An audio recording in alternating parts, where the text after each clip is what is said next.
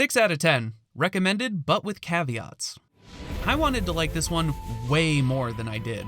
This was actually on my highly exclusive list of sure bets, a collection of games in my backlog that I feel absolutely certain will be an 8 out of 10 or above. So what happened? Well, I've noticed a trend for myself where if a game really leans into being cute or quirky or funny and I'm playing it several years after release, they just do not hit like they should. Borderlands 2, Psychonauts, and now A Hat in Time each became an awkward slog as I tried to bypass most of the dialogue and get on with the actual gameplay. However, in each of these cases, it feels like that dialogue and humor is supposed to be the primary focus. And so without it, the whole experience is just kinda bland.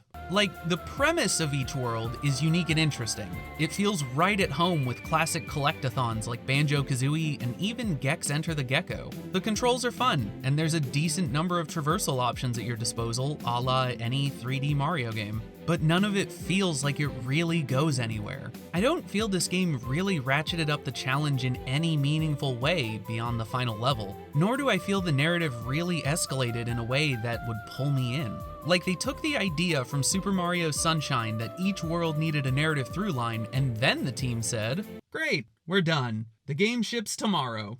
Why am I supposed to be invested in the tug of war between two movie studios? Nothing changes depending on who wins. Instead, what if you give each studio a permanent character upgrade that they can offer the player in exchange for their help, but only if the studio surpasses their rival in the end? And getting one locks you out of getting the other. I'm not trying to reinvent the wheel here. This is literally just the equivalent of choosing between two fossils in a Pokemon game. There needs to be some reason for the player to want to engage with what you've created.